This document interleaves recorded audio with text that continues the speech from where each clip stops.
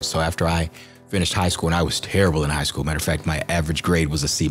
Really? Oh, average grade was a C-. I got some D's. This gives hope to people who are terrible in high school and I was terrible. Like, why? Why were you like that? I wasn't focused. I didn't realize the value of education.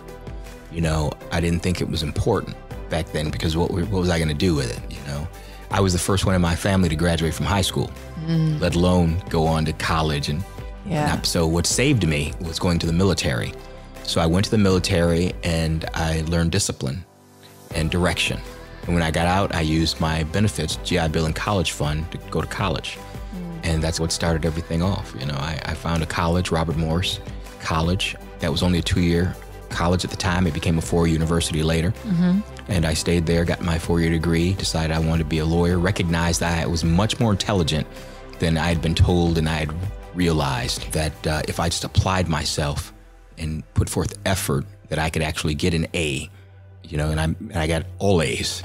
In my first 2 years there, I got a 4.0. Every class I had, I got an A, and it made me feel good. The more I achieved and the more success, the more I wanted, you know. So I left for a while and became an auditor in Naperville at Travelers Insurance Company. Then I decided I wanted to go back and get more education. I went back and finished my 4-year degree.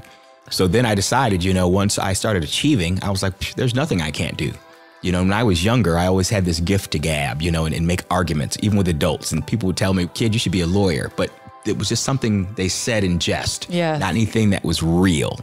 When did you start believing it? I started believing it after college. I would start getting A's on everything and acing everything. And I thought, you know, there's nothing I can't do if I just put my mind to it.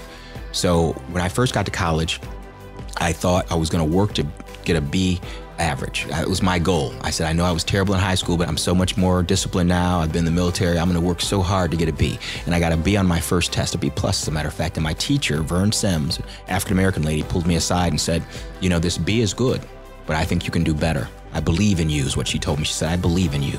So I want you to get an A on your next test. And I got one and it felt good. So she believed in me, then I began to believe in myself. And once I began to believe in myself, then I began to achieve and say that the sky's the limit. And I decided I want to be a lawyer.